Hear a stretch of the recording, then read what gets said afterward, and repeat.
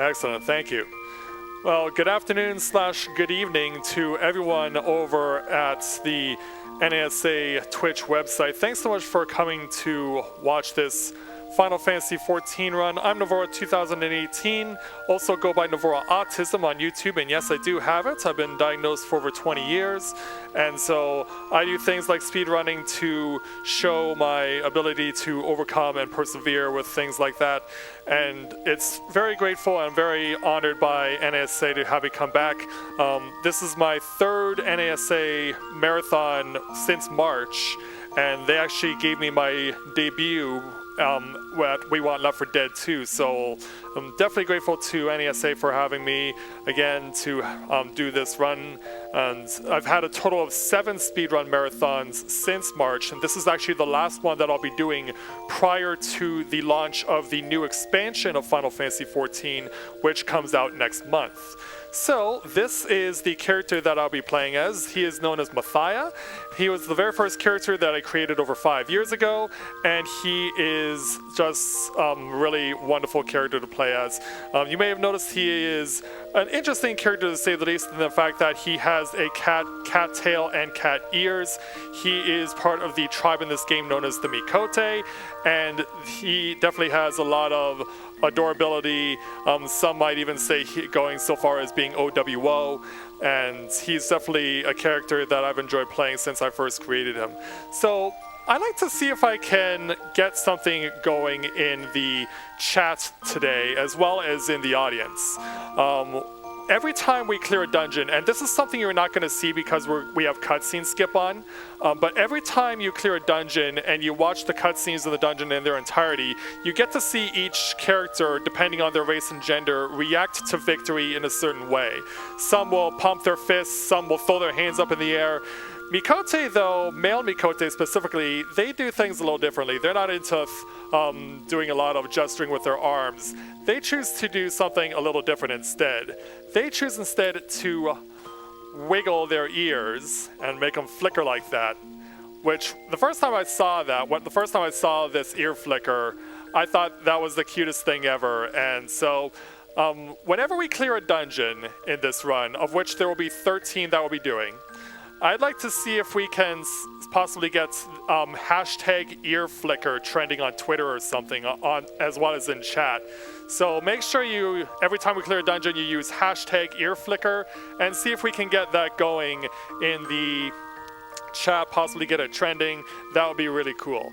So for this particular run, I will be playing as a red mage, and I'll be taking on the 2.0 light party dungeons of Final Fantasy XIV's A Realm Reborn.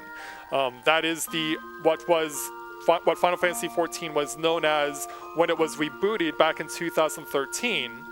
And so that is what I'll be taking on. These dungeons typically require a party of 4, a tank, a healer, and 2 DPS.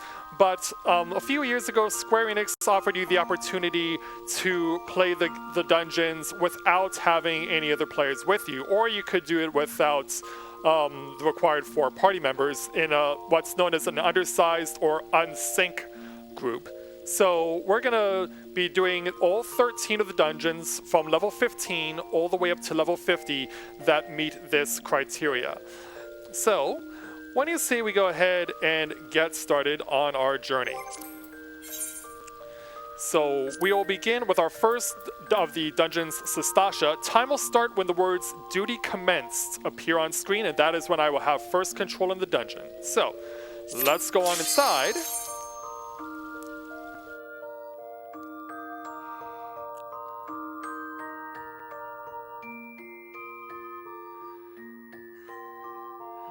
Okay, so stand by on timer when duty commenced appears on screen.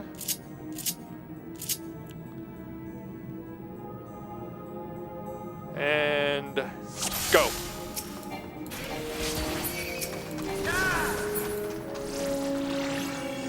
Okay, so something you'll see me doing right out of the gate is using my dash attack as well as my backflip known as Core and Displacement respectively. these abilities are going to be used to help cut off a lot of the time. It's what makes this particular warrior class in speedrunning Red Mage so good, because a lot of these solo runs done in these light party dungeons have been done with Red Mage, but we are seeing a quickly transitioning situation where we're starting to see more runs being cleared with warrior classes like Ninja, Bard, and Machinist. But Red Mage continues to be the predominant solo speedrun class. So we're going to pull all these enemies as far as we can over to the first mini-boss section. Most of these places will have 3 mini-bosses that you have to fight, sometimes 4. And so now we're going to clear off all the enemies that were chasing after us. And so now it's time for our first RNG situation. We're going to touch this red coral and hope that it is one of the 3 correctly colored lighted switches. And if we guessed wrong, we would have ended up taking poison, and we would have had to fight an additional enemy. So since we got the first mini-boss down, we are free to go.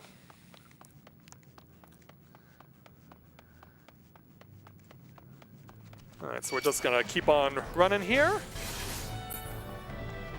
We're also going to say hello to this dungeon's quote-unquote boss, Captain Madison. This is a pirate hideout, and Captain Madison is the one who runs the show here. Sadly, he's not like Captain Jack Sparrow, for those of you who are hoping.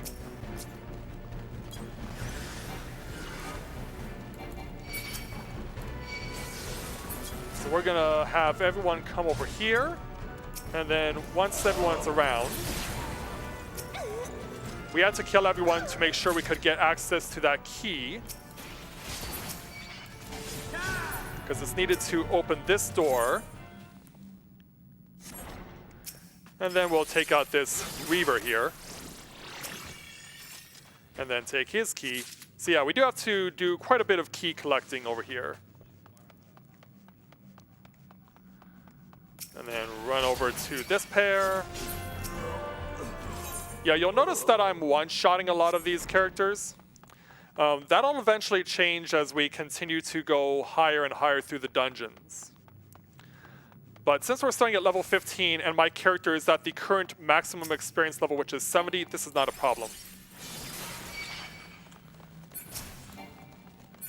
So now we're just going to chase after Captain Madison again. Yeah, you can't kill Captain Madison, unfortunately. As much as we would want him to be killed off, sadly, you cannot do that. Would be nice, though. So now we're going to chase the captain all the way to the final true boss of this dungeon. He is known as Den the Orca Tooth, and he is known as a member of the Sahagin, which is this game's version of the Zora from the Legend of Zelda series. Sadly, these guys are not going to be selling you flippers for 500 rupees, nor are they going to be giving you a sapphire in exchange for their hand in marriage.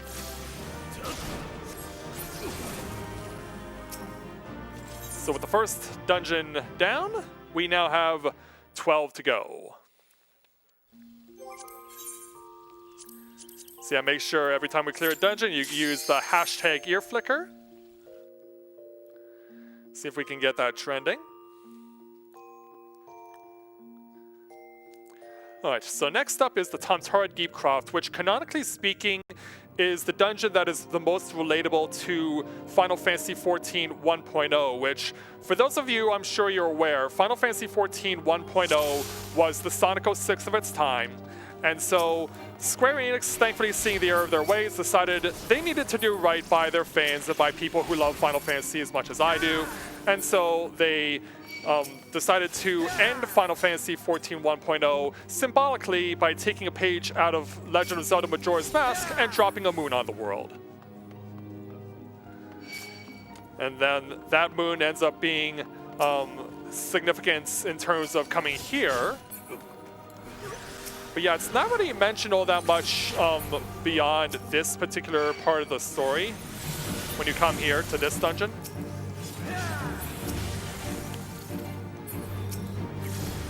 So now we have to clear out these enemies before we're free to move on. Once that happens, we can touch one of these cultist swords, which are required for advancing further into the dungeon.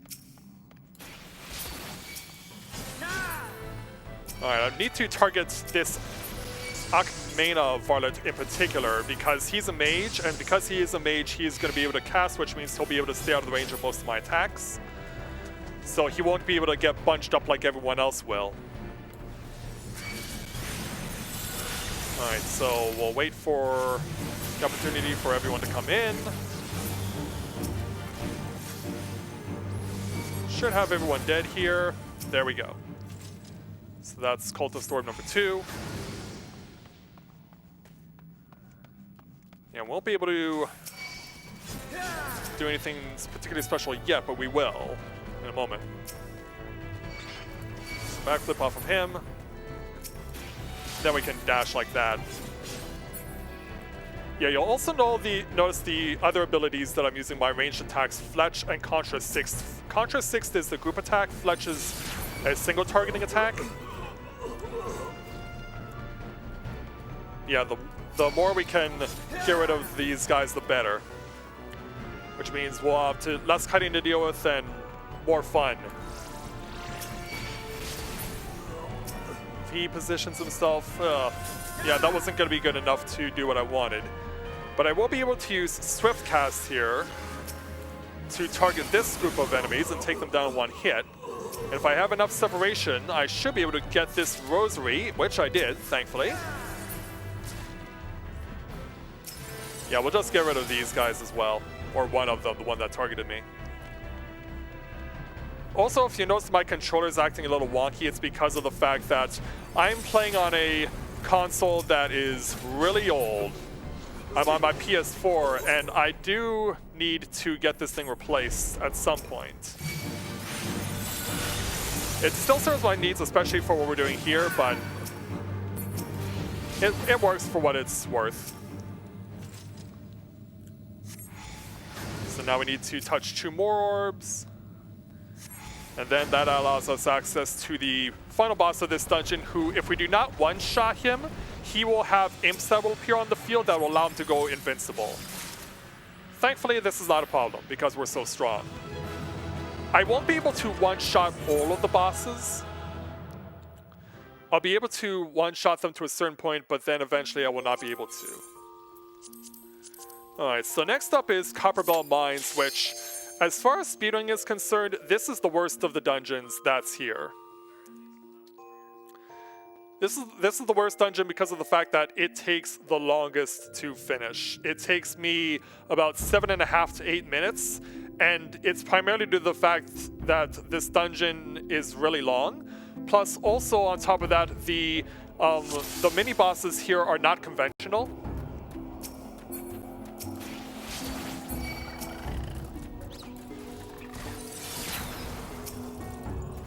So we needed to kill these enemies in order to pick up this key in order to move on. So now we have to run down to the deeper part of the mines.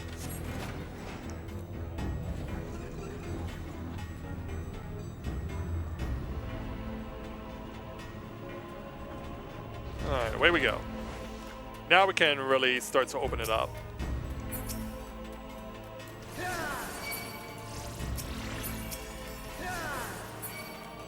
Yeah, we'll have a lot of these enemies chasing us, but not all of them will be where the run ends for when we need to do some more interactivity.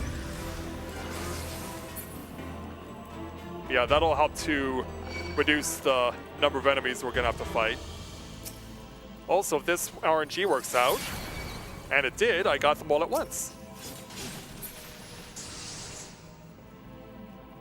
So yeah, we're gonna run all the way down here to the back.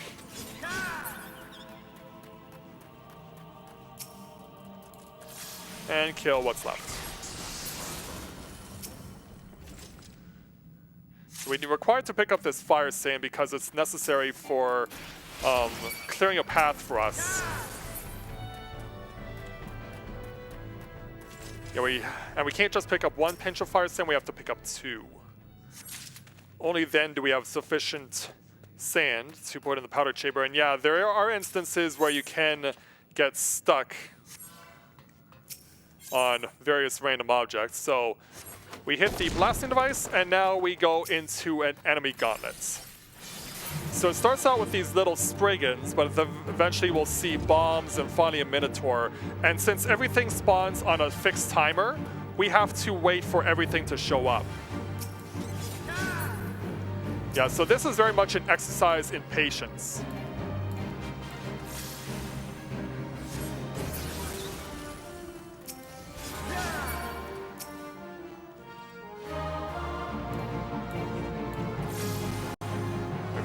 Me.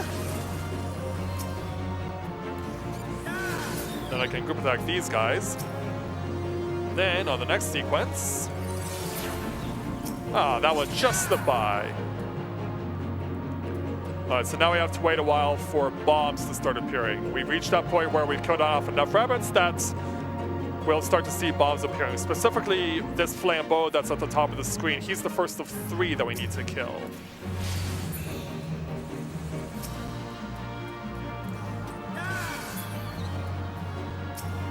Now we just wait for more Spriggans to come over. And now we gotta wait for another flambeau.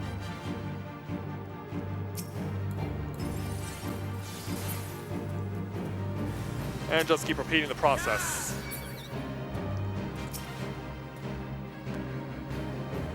Wait for them all to come over.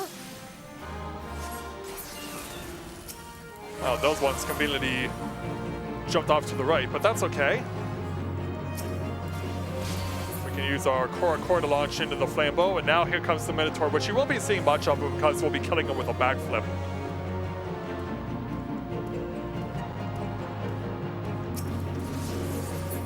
There we go. Alright, that enemy gauntlet is done. So now, open this door. Oh, these enemies are going to be close enough. The answer is yes. Yeah, sometimes those 2 errant souls will do a pretty good job of keeping enough separation that you cannot get them both with one spell or with one Contra the Sixth.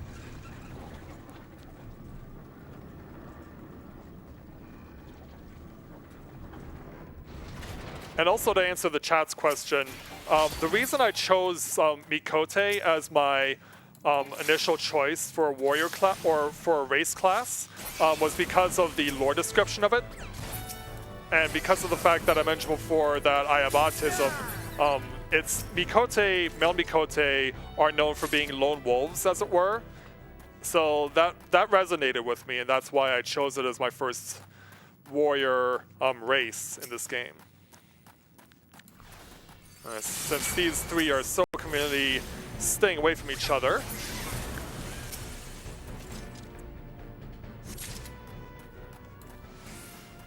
Alright, there we go. Take care of that. So now we'll go and do what we did before, put the powder in the chamber, then activate the trigger. And away we go. So now we need to pick up another pinch of Fire Sand, but we will not be able to get the second pinch of Fire Sand until we kill off this next mini-boss, which is this giant slime, who is another enemy that we cannot defeat conventionally. What you're normally supposed to do, this is the first instance of a skip. What you're normally supposed to do is you're supposed to activate that improved blasting device to make a bomb appear, and then you have to wait for the bomb to trigger a self-destruct, which will cause the slime to be broken up into multiple pieces, and you have to do this 3 times. But we're gonna weaken the Icarus Ire here, this giant slime, enough where we are not gonna need to worry about that. So we're gonna go ahead and hit the blasting device. Now we're gonna try and kill this off as quickly as possible. I wanna keep my target on the slimes. And then once the blasting cap self-destructs, which should be now, as long as the slimes are inside the AoE, they'll be split off into a quartet. So yeah, in instance, we have done this in a phase skip. And yes, this is unsynced because I am running solo. So now we're just gonna wait for the trigger to be reactivated. All right, touch the bomb.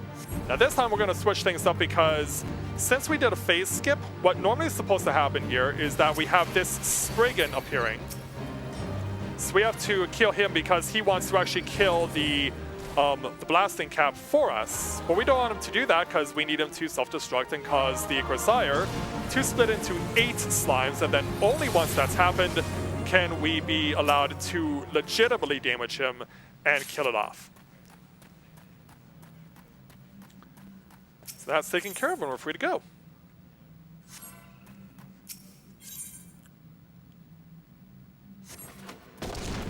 Alright, now we can start running free.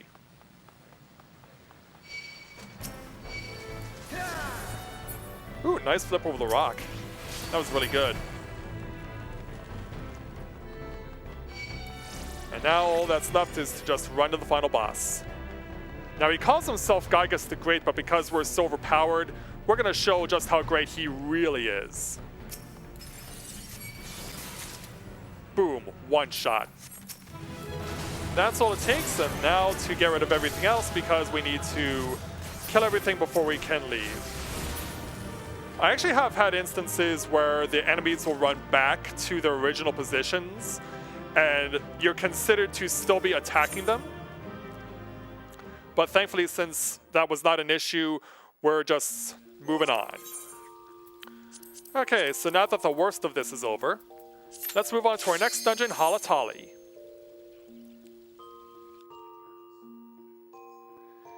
And hello to all of the Final Fantasy XIV fans who have just logged in to watch this run. Thank you so much for your support. Glad to see that you're here to support us this evening here at the NASA. Alright, so next up is Holla Tally, which is an abandoned coliseum for gladiators. So since there's so much stuff left over, we have to be responsible for cleaning everything up. Now I'm going to intentionally skip those guys because I want to dash over here to this bomb, then backflip off of this headless guy. Now this is going to be interesting with the Contra 6 to see where it lands. Okay, I'm not that worried yet, but we will be if we cannot one-shot this first mini-boss. Thankfully we one-shotted him. Now if we can outrun him, just barely. That is not as easy as it looks. We got very fortunate with the RNG as we did, so that was very fortunate. So next up is our second instance of RNG occurring. We have to activate these chain winches, and whenever we do, one of 3 things will spawn. Either that treasure chest you just saw, we can also have a bomb spawn, or 3 lightning sprites. We don't want to see the lightning sprites, because if we see lightning sprites, we have no choice but to fight them. Okay, don't have to worry about him. We can backflip off him, get ourselves a little bit of an extra advantage. See if we can take out one of those. Yeah, we were able to get a couple of them down. This will help me when I get over to the next winch.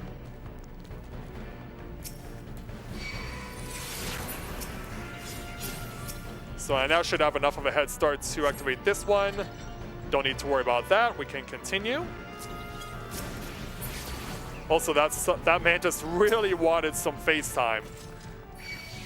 Yeah, he wanted it desperately.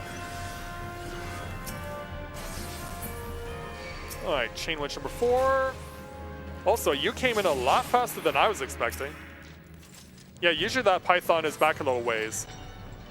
Yeah, 4 for 4, no lightning sprites yet. One more winch to go. And at this time, it doesn't matter if lightning sprites appear, we can be able to deal without it. Yeah, clean run. No lightning sprites. That's awesome. So that means now it's just us and this next mini-boss, who under normal circumstances, when you damage him a significant amount of time, he will stay in this pool of water and electrify it, and he will be invincible. But since we are as overpowered as we are, we don't have to worry about that, and he's easily one-shotted.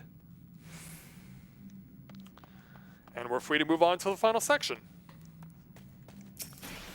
Use my core to dash towards him. Now, depending on where these enemies are, we might be able to avoid them altogether. But yeah, if they turn around and spy us, then we might not be that lucky, but we are. Thank goodness. And that just leaves us a clear run to the final boss. So we'll get up to the top of the stairs, and then we will go ahead and deal with him. And just like all of those before him, he may seem intimidating at first, but he can also be easily one-shotted. You also may have noticed that achievement come up. That's an achievement that gets earned when you clear enough dungeons within a time frame of a week. Oh, and I'm getting a tell apparently. I'm guessing this is from someone who's watching right now. But yeah, hello Vanix. Well, thanks for the tell and thanks for the hello. So next up is the 1,000 Mods of Totorak, another abandoned place, much like Holla Tally, but this one is an abandoned prison. And here we have to do a lot of interacting with stuff. Namely, we'll have to interact with what are known as Magitech Photocells, of which we need to collect a total of 8. And they're required to activate the presence of each of the 2 mini-bosses. Now, if I'm lucky, I might be able to get this without being attacked, and we got it. Ooh, got very good RNG there. I'm gonna take you 2 out, and just move on. Yeah, so for some people, this dungeon can seem pretty boring. I mean, it's not something that I really think is all that bad. I enjoy it personally, just because of how unique it is. Yeah, we'll get all these guys to come our way. And then we'll pick up a photocell.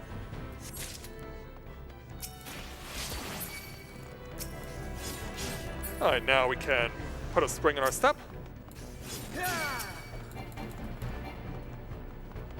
And then once we get everything moved over, we can then attack everything with our spells. And pick up the last photocell. So now we have to put it into this Magitech terminal. That causes the boss to spawn. And we're just going to one-shot him.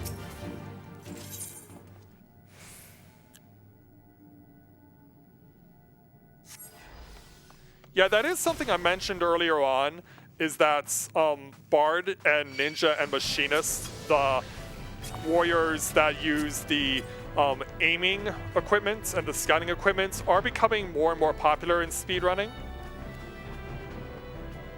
So we need these Warden's Whips to chase us now because the photocells are not going to be in the open this time. They're going to be within random Warden's Whips, so we're going to pull them all together and then take the photocells once we've killed them all. They'll have a total of 3 among the groups that we're going to be visiting. Alright, let's start killing stuff.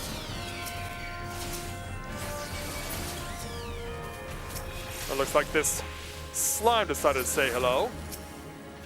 Alright, so since we have all 3 photocells here, we can go ahead and easily take them.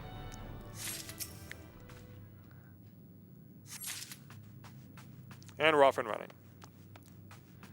So now we're going to get sucked in by these fancy webs. But thankfully I was able to get far ahead enough that that was not an issue. Yeah, I'm going to intentionally ignore him because I want to get over to this one area. Because, yeah, we may be in the mini-boss area, but we do not have 4 photocells. There's the last one we need.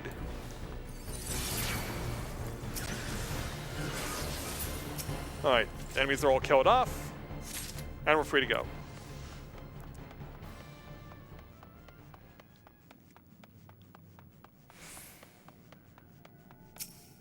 Alright. And then, just like we did before, wash, rinse, repeat. No problem. So yeah, the reason why we're activating this terminal is to deactivate that force field. We did it in the previous section, too. So now we have to start running through, in this last section, through slime. And the slime slows us down a lot. So we gotta make do here. It doesn't matter if we take poison from them, we'll be fine. But we do want to try and maintain opportunities where we are in the slime for as little time as possible.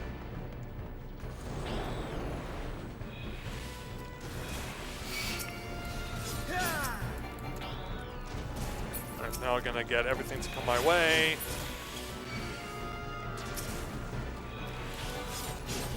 Alright, so now that we're into a more open section, we'll go ahead and use our sprint. And hopefully not randomly run into stuff as poison clouds are bombing us in the face. And I do have a backup in case I get caught.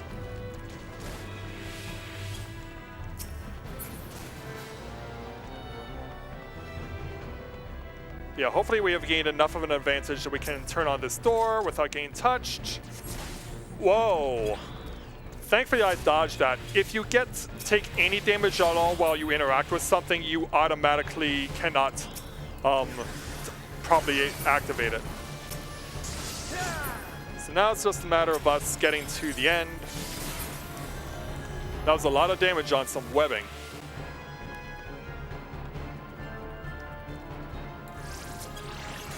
Alright, time for another mini boss that'll be one-shotted, or final boss rather, that'll be one-shotted. So that takes care of him.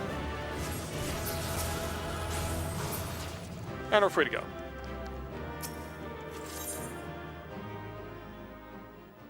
Alright, so 5 down, 8 to go. Next up is Hawk Manor, a dungeon that is actually quite interesting because it's one of the few dungeons where the final boss has a legitimate backstory.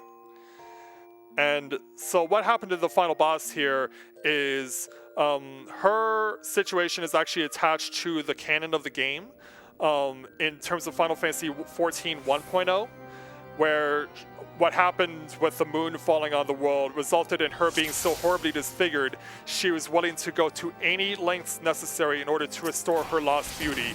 And sadly, that meant making a deal with the devil. So, as you can imagine, she ended up turning into something even worse.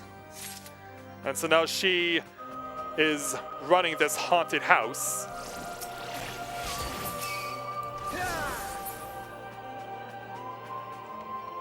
And we're going to go ahead and start killing everything here. Carbon Stain just able to stay out of range. Alright, we're not gonna, there is another key over there. You may have noticed also we're picking up keys because they are required in this dungeon. We only need a total of 4. So yeah, I'm gonna get around there. We want to be particularly wary of these Mage servants because if they hit us with their AoE, we're gonna be stunned for a few seconds.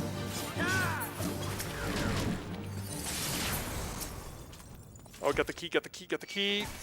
Got it! Haha! Also, you may have noticed that the dungeon battle music changed too. That's going to be the music we use from here on out. So now I want to get this key and hopefully get it before I'm targeted. Oh, just barely! Yeah, another close call where I didn't take damage. Yeah, I'm getting some pretty good breaks so far, I do have to say.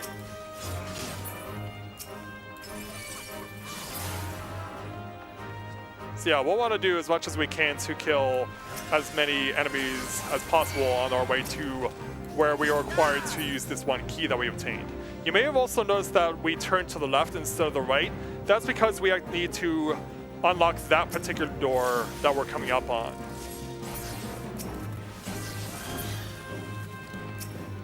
So go ahead and unlock this door because it has a yellow key that is required to open the door that we walked by when we came down here.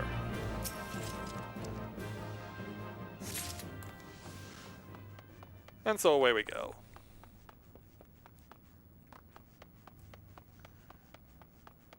Go ahead and open this door now that we have the key for it. And now we have to deal with a pair of enemies. Thankfully, they both died in one hit.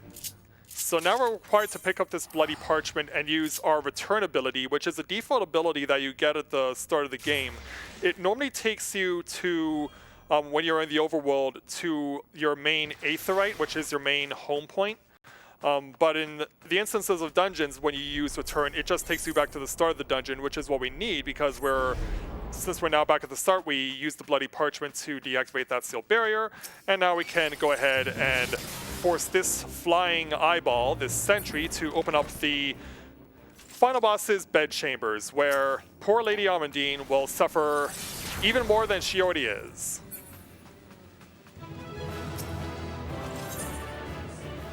So with that in mind, that is the last boss. That's the last final boss I can one-shot. I will not be able to one-shot any others. As far as world records that I hold in this game, as far as ILs, I have a total of over 50 IL world records in this game.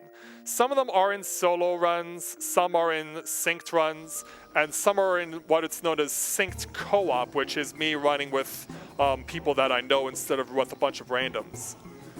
So now we're off to Brayflox's Long Stop, which 2 weeks ago I was at a speedrun marathon in Toronto, where I had the good fortune of having on color commentary someone who had recently picked up Final Fantasy XIV, a popular GDQ personality by the handle of Proto Magical Girl, and she was very enthusiastic about this dungeon. In fact, I would say that this was her personal favorite, because she really likes the namesake of this particular dungeon. And she also likes the way that this place is named and everything else is named. So now that we're past all those guys, I'm gonna go ahead and move on and see if we have any good RNG coming our way through trying to avoid some of the enemies. We won't be able to avoid them all, sadly, but that's all right. Okay, so now they're being chased. Try and one-shot the Drake. We didn't one-shot him, but that's okay, because we can just finish him off with that. And there we go. Yeah, this dungeon is notorious because of the fact that it's part. If you're not familiar with this game, it is part of a series of very crazy fetch questing that you have to do.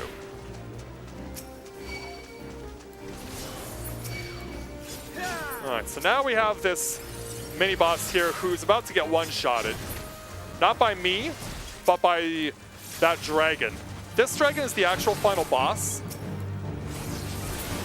but he's gonna fly away, and so we have to deal now with everything that was chasing us. Okay, so we won't need to worry about anything else that's coming after us. We're pretty much free to go.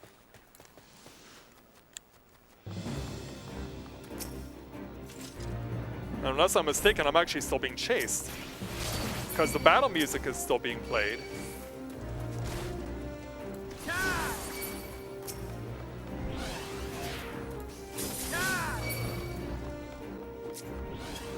So yeah, we're now going to make our way to the first final boss that we cannot one-shot.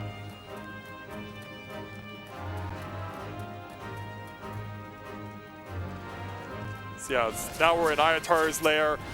Now, what's interesting / gross about this boss is that when you're fighting him, he actually has an ability that when he stays alive for long enough, once he's taken enough damage, he'll then start puking on random party members.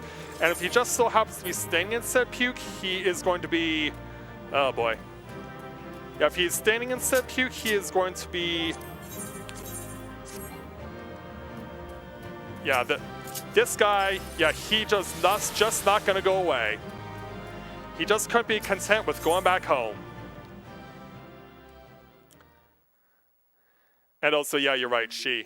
Yeah, Brayflox is a she. Alright, next up, the Sunken Temple of Karn.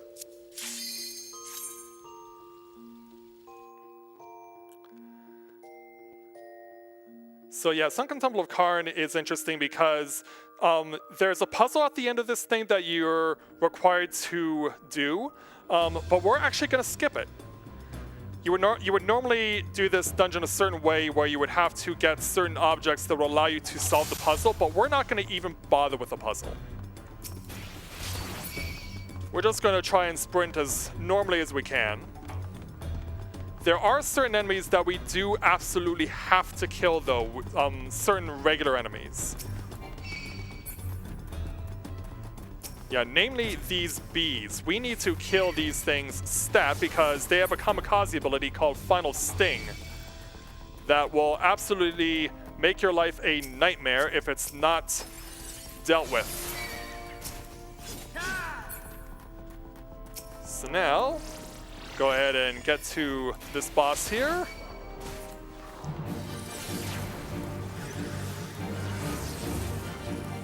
Oh, my swift cast didn't work. Alright, so that means we're gonna have to kill everyone. I'm guessing this is because of the lag, possibly, that I'm experiencing because I'm not on a normal server. I'm on the hotel's internet. So we need to kill these Avoir du Pois. That allows me to move on. Now, I would normally move these Avoir du Pois onto those glowing platforms, and that would allow me access to the items that we need in order to solve the puzzle at the end. But as I said, since we're not solving the puzzle, since it's much faster, we're just ignoring it.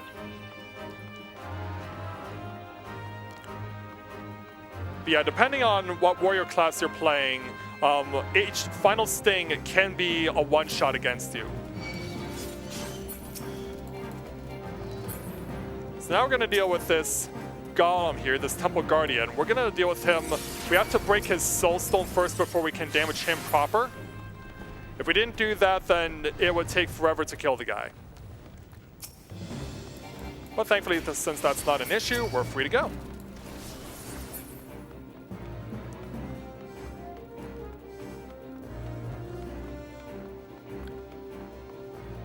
Alright, time for a right-hand turn. That will allow us to get over to our next section where we will see more Avoir du Pois.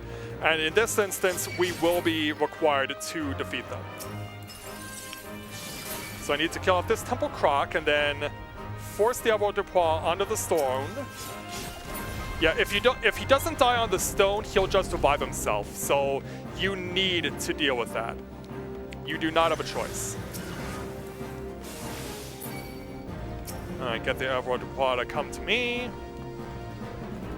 Yeah, sometimes the Avoir du Pois can be a troll and he can do an AoE attack right as he's coming up to that particular area.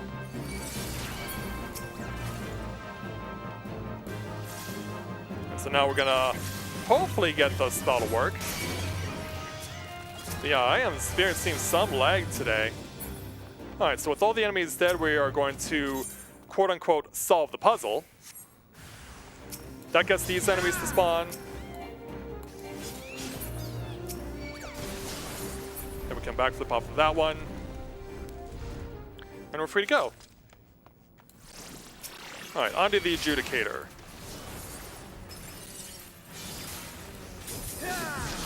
And we can take him out pretty easily.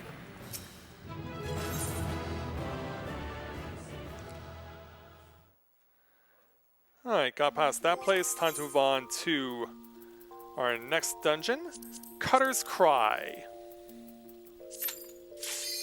Cutter's Cry is interesting because, especially at the start, you may have noticed that we were running by a lot of enemies and drawing them to a certain area. In Cutter's Cry, for the start of it, we have no choice but to kill everything we see. So there'll be 8 enemies in the first 2 floors of this place. We have to kill them all in order to advance.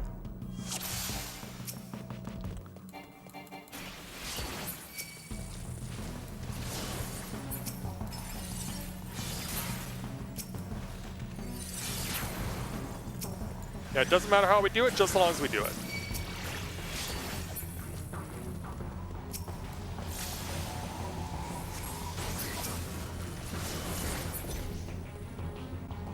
Where are the shifting? Oh, there they are. Yeah, we use the shifting sands once they spawn to move on.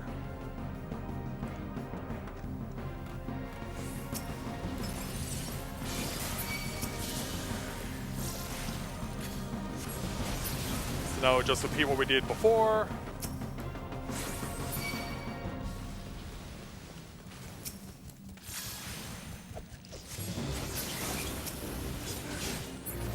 And that takes care of them. Alright, worst part of this dungeon is over. Now we can run free.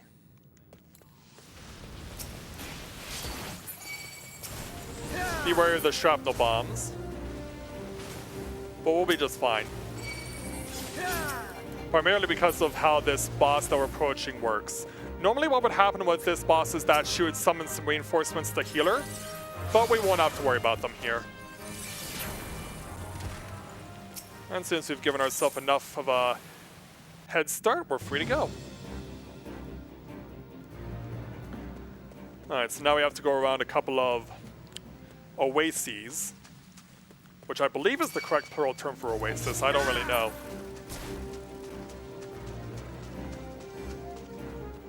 Oh, you're just gonna get right in the way, aren't you?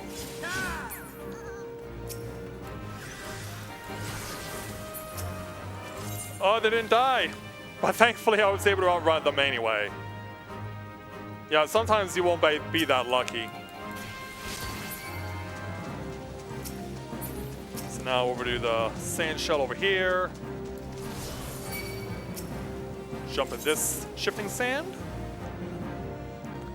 And we're all good. Alright, now time to do away with this giant tunnel worm.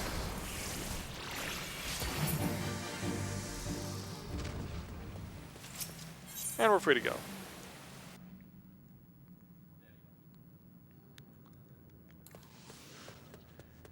And now here's where we do not hold back. We just go for it.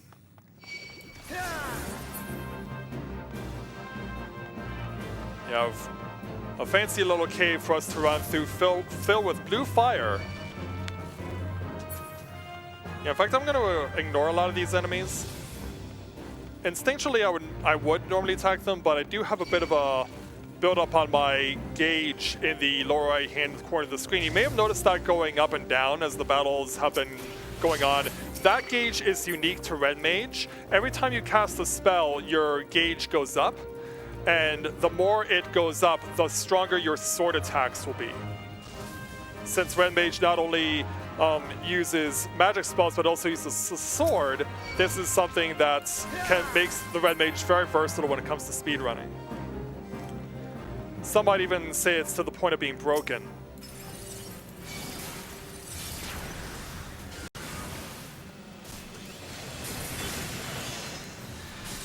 Finish it off, there we go. Then bring everyone in to finish them all off. Yeah, Stepsand, you just refused to die. You held tough in there. Okay, so next up is the Stone Vigil, which is the last main story dungeon in the Light Party format. Yeah, the dungeons that we're doing are a combination of main story and side story. This is the last main story Light Party dungeon. The last two dungeons in 2.0 are known as Full Party, which doubles the number of tanks, DPS, and healers that go into the dungeon. Alright, so now off to Stone Vigil, which is probably my personal favorite in this run.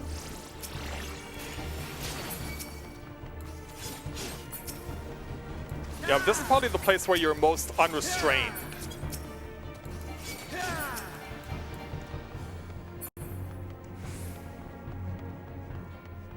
Yeah, there's a lot of room to run here. You'll find yourself going through this place pretty quickly. So take the left, get over to our first mini boss. He's named Chudo Yudo, but I always call him Pseudo Wudo after the Pokemon of the same name.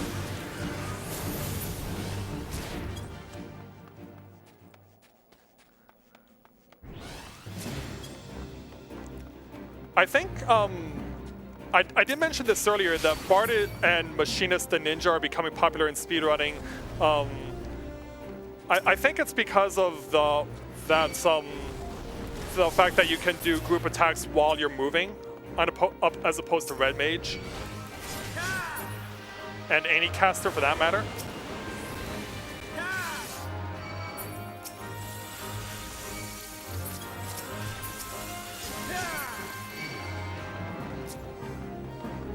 Alright, over to the next mini-boss.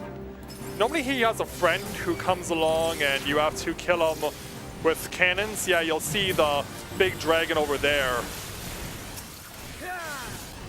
Alright, so now we're gonna hope for an opportunity to do a skip here.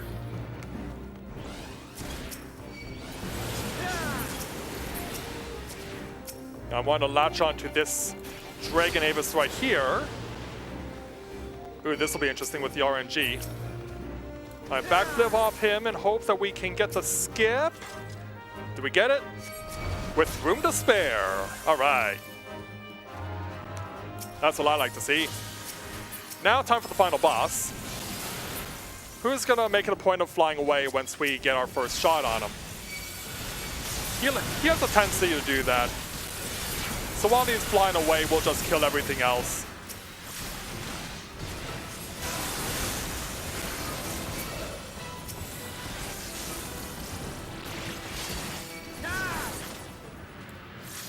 Yeah, come on over. And there he goes. Yeah, the big bad dragon goes down.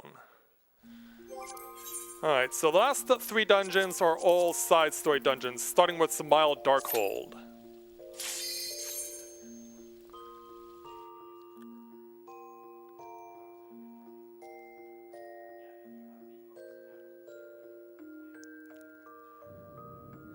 So yeah, Samana is going to be one of the slower dungeons because there is required interaction here where we're going to be standing in some blue circles that are responsible for opening the doors that we will be coming across in this dungeon. And they do take quite a while to be activated, or in this case, just turned off. Wow, these hippogriffs were in weird places. I probably could have ignored him if I wanted to.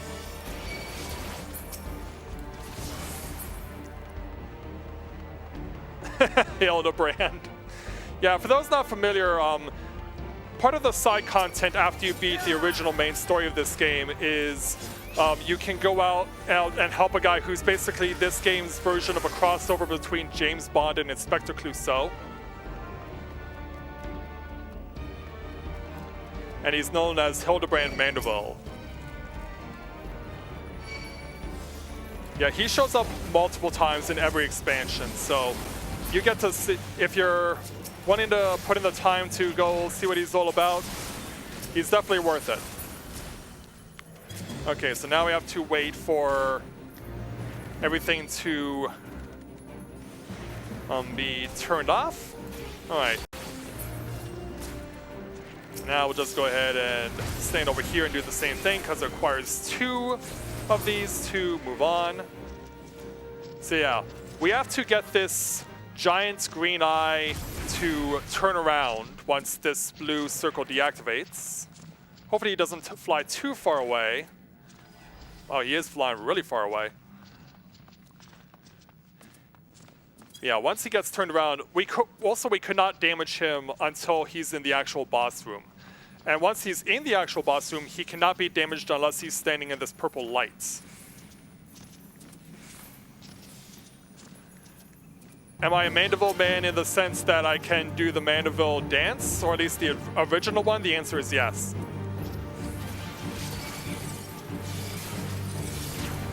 And backflip to finish him off. There we go.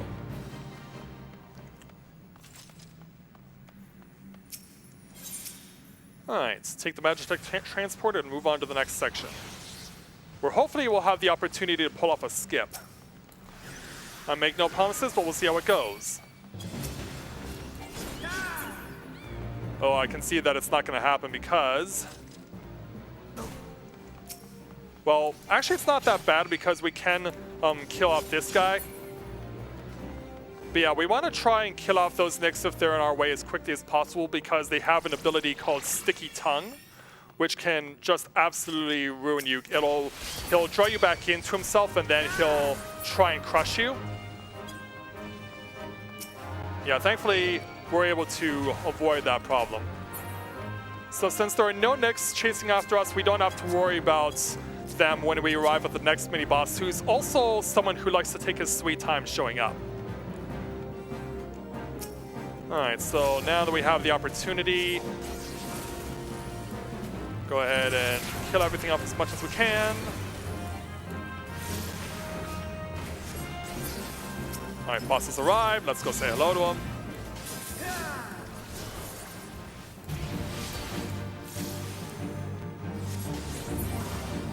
And there we go.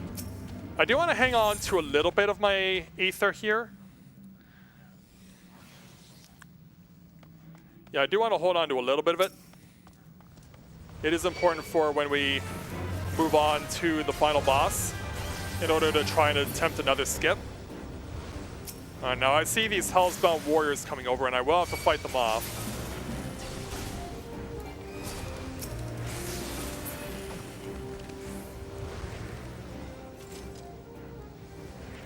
Just gotta wait for the blue circle to go down and we're good. So now we gotta do the process again. I'm holding on to my sprint intentionally until we deactivate this blue circle.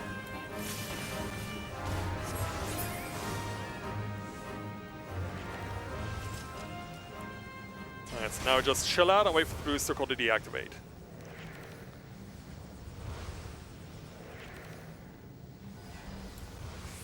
And away we go.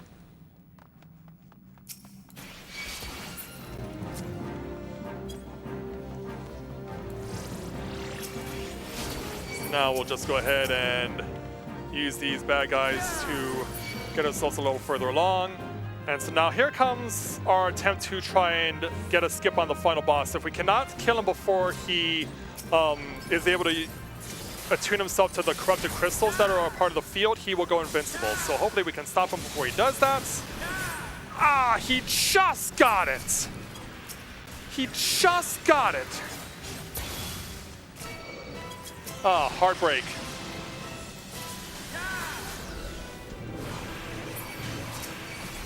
Yeah, that's not an easy skip to do. But yeah, we almost had it. Yeah, he was literally down to 3%.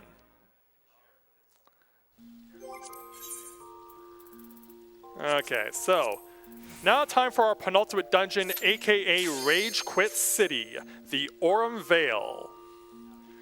Now, the reason why people rage quit here and why this is still the most popular rage quit dungeon is because of the first section of this dungeon. There are enemies here that are so close to each other that when you're trying to fight off one group, you can easily have another group aggro you, and it is so easy to get overwhelmed and that your party can be wiped out. To this day, people, even experienced players, still get wiped out here. Now, thankfully, I picked up some favorable RNG here. So now we're going to go ahead and hit this boss. Then try and kill him up as quickly as possible, which we did.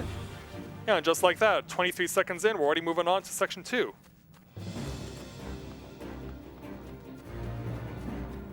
Yeah, that didn't take long at all. So, as you may have noticed, this place is home to one of the most notorious creatures in Final Fantasy history, the Marlboro.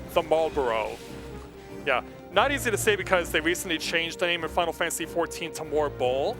I guess because the Marlboro Tobacco Company didn't want their name associated with Final Fantasy XIV anymore. I mean, that could be the reason, I don't really know. I can't verify that for you.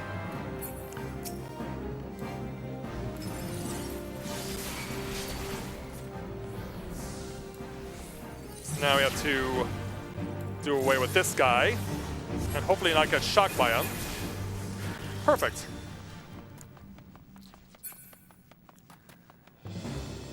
And so we're gonna have to run through another section where we will once again encounter more of the giant Morbolls.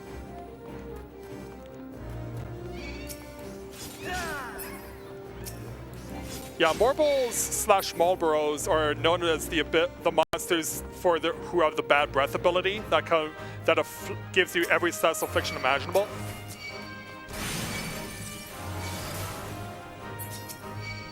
Alright, so now let's see if we can't turn the odds more favorably. Well, that'll certainly reduce their numbers quite a bit. Okay, so last turn before the final boss, which, as you may have guessed, is going to be another Morble. Which means more bad breath for us to put up with.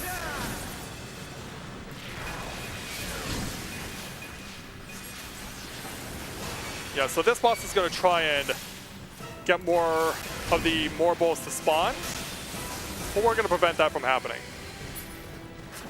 But we still have to kill everything.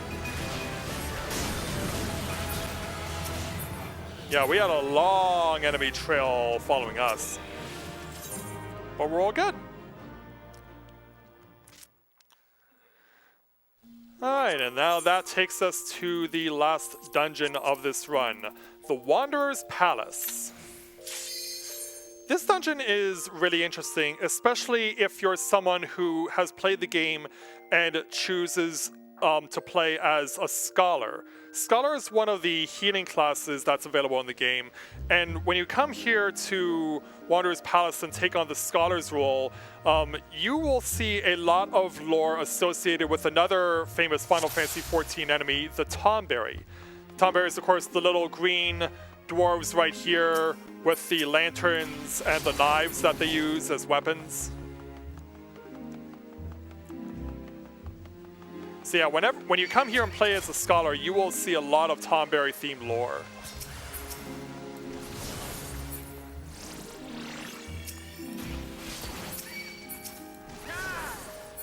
So we'll just go ahead and weaken as many enemies as we can, including the Tomberries, of course.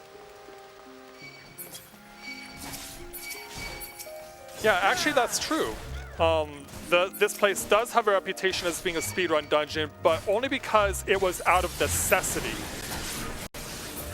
Holy cow, that was a fast opening of the door. Wow, I have never had the door open that fast.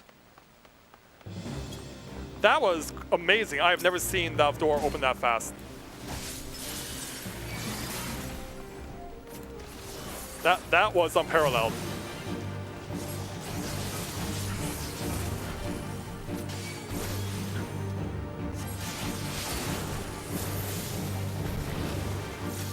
Almost got these guys. Finish it off. There we go.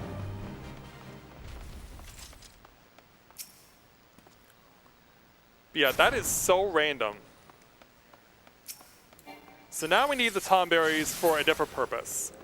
Tomberries over here will have lantern oil that we are required to use.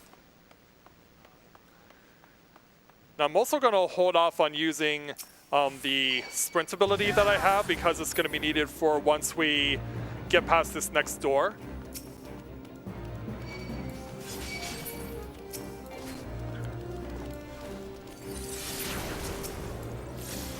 So now that we've done what we needed to do, almost. Yeah, sometimes these enemies will just hold on for dear life. Alright, so we need to activate these rusted Nimian devices by using the lantern oil we obtained to turn them on. Alright. Then we'll activate this device as well, because it's required to open the next door after this one. And now we have a speed run element, some real speed elements here. We want to try and move as fast as possible to avoid dealing with a giant blue Tomberry that is invincible. So this device is not rusted. We have no problem with moving this one. It's the next one that'll be the challenge, though.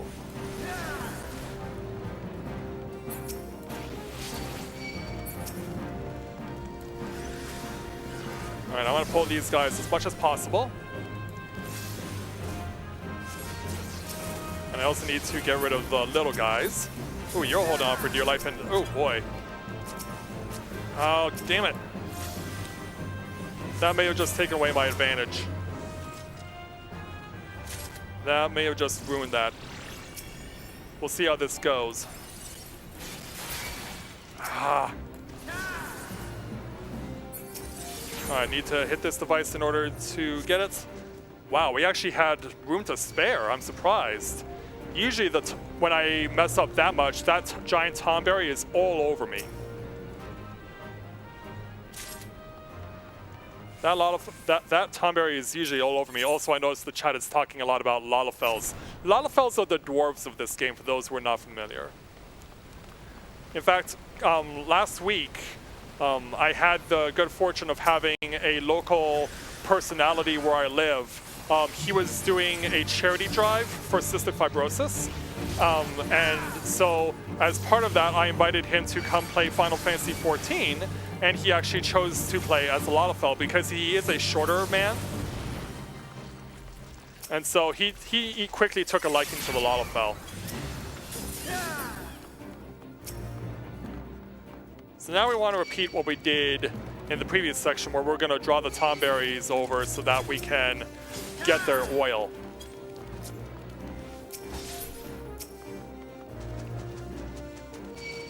All right, here we go.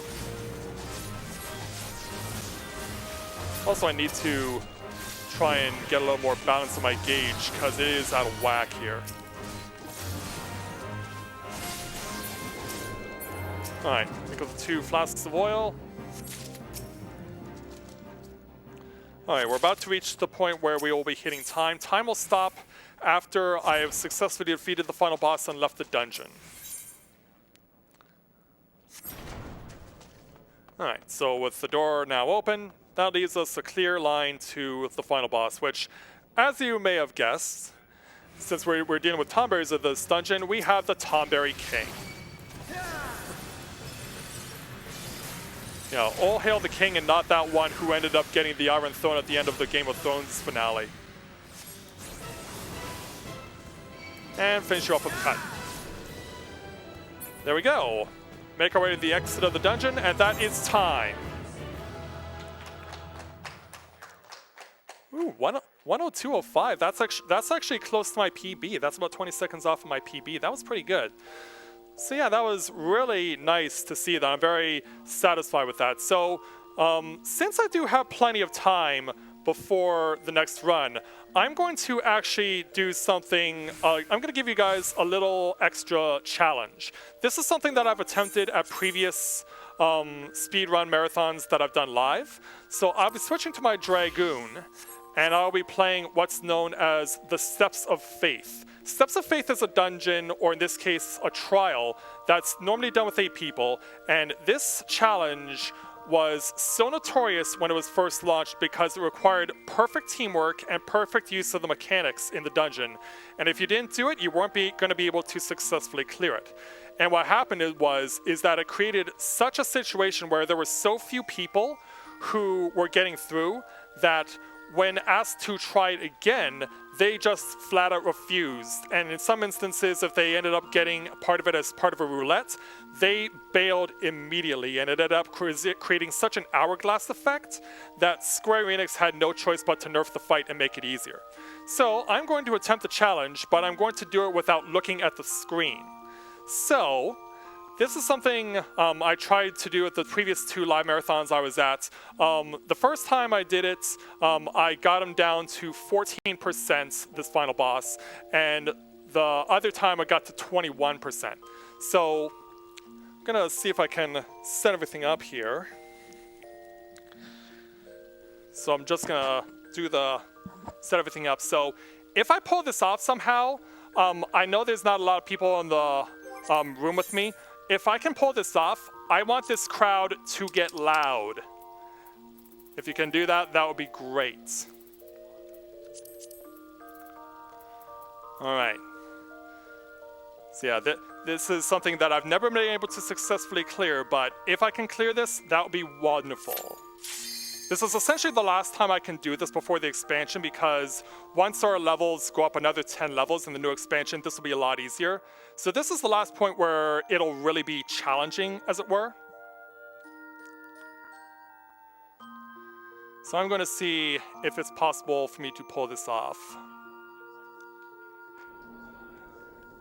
Just need to make sure I'm lined up.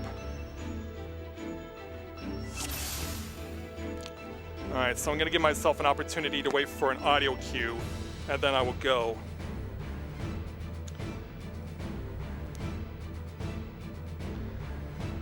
I hope I can pull this off. So I'm just going to wait for the right audio cue, and then I will go.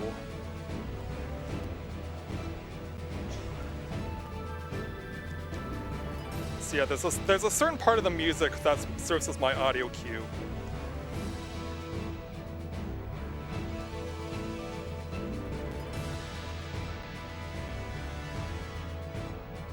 So yeah, it's the next chord right after this one coming up.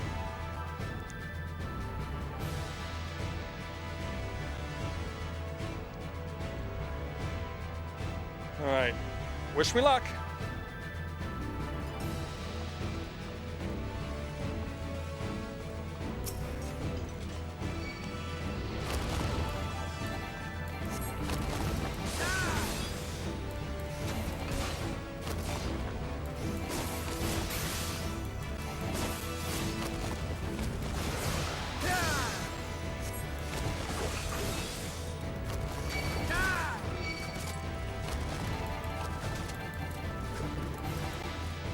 Ahead or behind?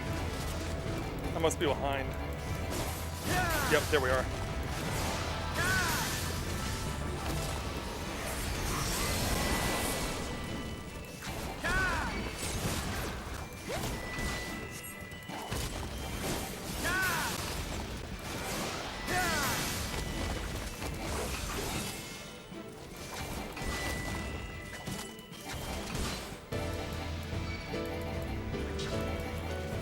Ahead of him? I was ahead of him, okay.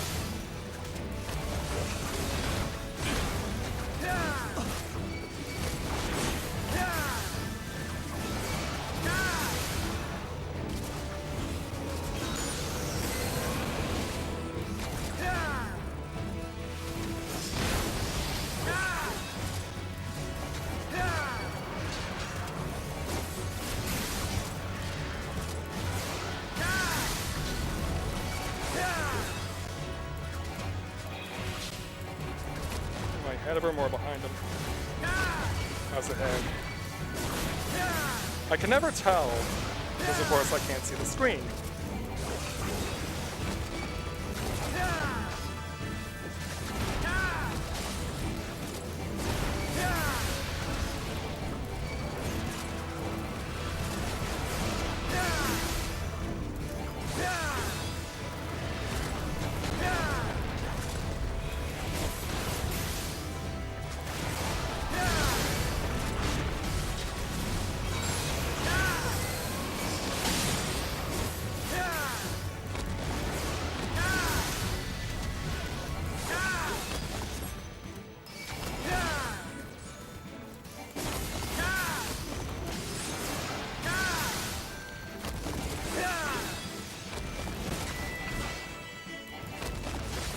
Behind. I'm good.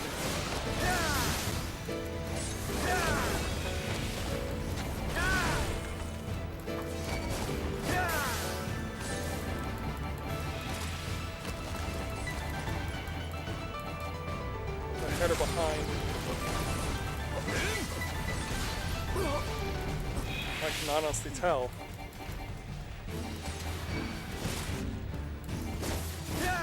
Okay, there he is.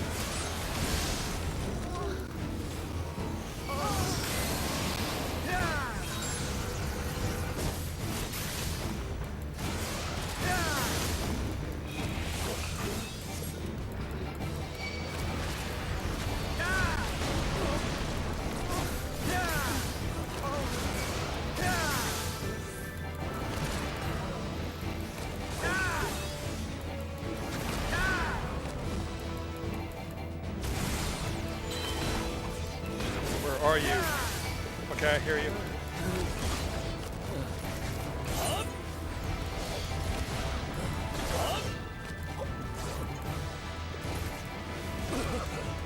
Am I dead? 8! Oh! 8!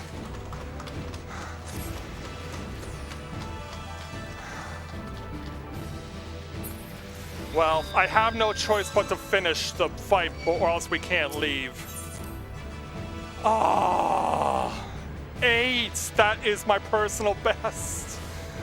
Well, like I said, when the next expansion comes out, this will be a lot easier, but the challenge would have been really good if I was able to beat him here. I